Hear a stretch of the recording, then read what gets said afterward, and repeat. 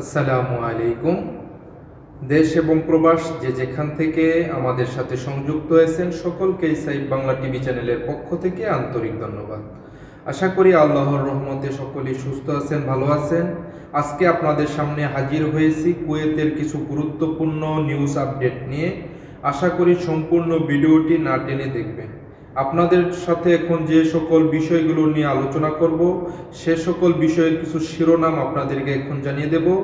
কুয়েতে খাদেম আকামা হাউল হয় কিনা, নতুন করে আকামা লাগছে কিনা হাউল হয়ে, সে সম্পর্কে আলোচনা করব।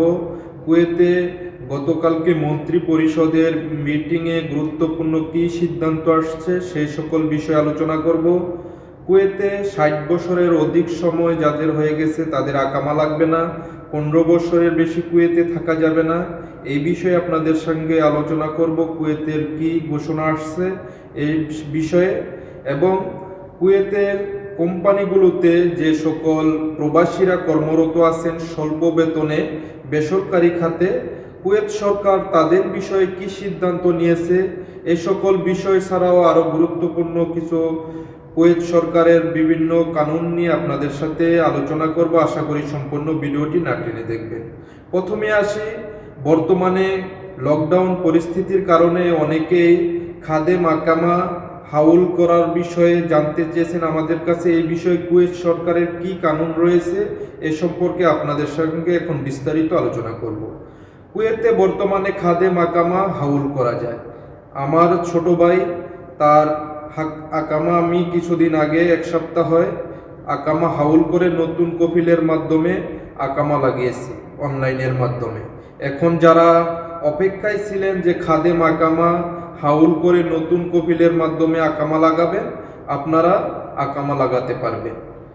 কুয়েত সরকার গতকালকে গুরুত্বপূর্ণ এক মিটিং হয়েছে কুয়েতের লকডাউন পরিস্থিতি নিয়ে এবং সার্বিক স্বাস্থ্য পরিস্থিতি নিয়ে।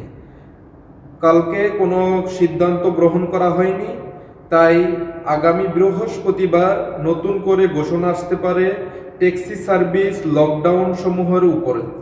ট্যাক্সি সার্ভিসগুলো চালু হতে পারে আগামী বৃহস্পতিবারের ঘোষণার পরে।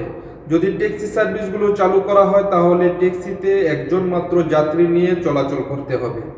কুয়েতের গুরুত্বপূর্ণ যখনই কোনো আপডেট আসবে আমরা অবশ্যই আমাদের সাইব বাংলা টিভি চ্যানেলের মাধ্যমে আপনাদেরকে জানিয়ে দেব। অনেক ভাই ইউটিউবে এবং ফেসবুকে অনেকেই দেখে থাকেন যে কুয়েতে যাদের বয়স ৬০ বছরের অধিক হয়ে গেছে তাদের আকামা লাগানো যায় না, এবং ১৫ বছরের অধিক সময় বর্তমানে কুয়েতে থাকা যাবে না। আপনারা হয়তোবা এই সকল বিষয় নিয়ে অনেকেই কুয়েতে যারা আছেন চিন্তার মধ্যে আছেন।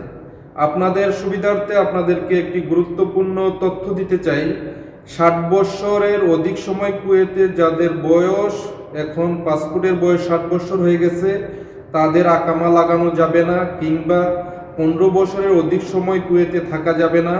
এই ধরনের কোনো আইন এখনও কুয়েতে চালু হয়নি। কুয়েতের মন্ত্রী পরিষদ থেকে এখনও এই বিষয়ে কোনো সিদ্ধান্ত গ্রহণ করা হয়নি, তাই আপনারা এই বিষয়গুলো নিয়ে কোনো টেনশন করবেন না। কুয়েতের মন্ত্রী পরিষদ থেকে একটি সিদ্ধান্ত আসার সম্ভাবনা রয়েছে।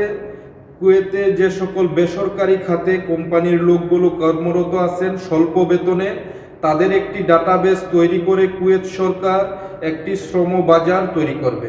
সেখানে কুয়েত সরকারের অধীনে সে সকল কোম্পানির লোকগুলোকে কাজে লাগানো হবে যাদের বর্তমানে বেতন খুব কম, বিভিন্ন কোম্পানিতে কর্মরত আছেন, তাদের জন্য খুবই একটি আশার বাণী হচ্ছে। কুয়েত সরকার সে সকল প্রবাসী শ্রমিকদের জন্য একটি গুরুত্বপূর্ণ শ্রমবাজার তৈরি করতে যাচ্ছেন। কুয়েতে বর্তমানে যে সকল প্রবাসীরা বসবাস করতেছি, আমরা হয়তোবা অনেকেই বিভিন্ন সময় শুনে থাকি যে আমাদের অনেককেই কুয়েত থেকে যেতে হতে পারে।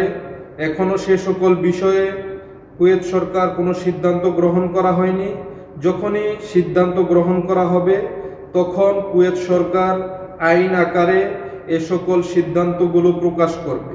তাই সে সকল বিষয় নিয়ে আপনারা আইন হওয়ার আগেই যদি টেনশনে থাকেন, নিজের শরীর স্বাস্থ্য খারাপ করেন, তাহলে আপনাদের যে ফ্যামিলি রয়েছে তাদের কি অবস্থা হবে সেই কথাটুকু একটু চিন্তা করবেন।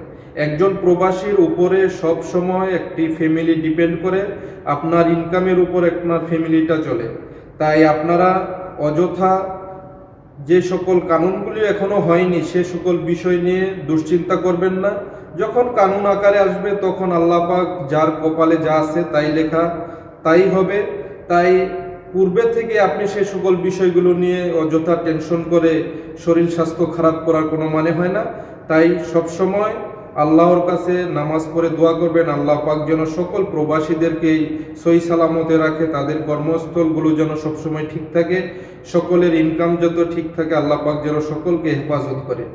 কুয়েতের গুরুত্বপূর্ণ নিউজ আপডেটগুলো পেতে আমাদের সাইট বাংলা টিভি চ্যানেলটি সবসময় সাথে থাকবেন, সাবস্ক্রাইব করে রাখবেন। যে কোনো সময় কুয়েত সহ মধ্যপ্রাচ্যের গুরুত্বপূর্ণ নিউজ আপডেটগুলো যখনই আসবে আমরা সাইট বাংলা টিভি চ্যানেলের মাধ্যমে আপনাদেরকে জানিয়ে দেব।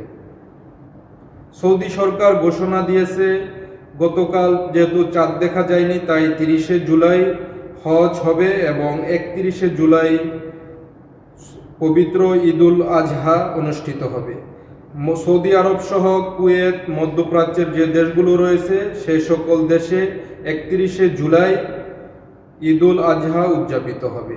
যারা এতক্ষণ আমার ভিডিওটি দেখলেন সকলকেই আবারও সাইট বাংলা টিভি চ্যানেলের পক্ষ থেকে আন্তরিক ধন্যবাদ। আমার ভিডিওটি ভালো লাগলে অবশ্যই লাইক করবেন, কমেন্টসের মাধ্যমে আপনাদের মতামত জানাবেন, ভিডিওটি শেয়ার করে অন্য প্রবাসী বাংলাদেশি ভাইদেরকে দেখার সুযোগ করে দিবেন। আমাদের সঙ্গে থাকার জন্য আপনাদেরকে আন্তরিক ধন্যবাদ। সকলেই সুস্থ থাকুন, ভালো থাকুন, আল্লাহ হাফেজ।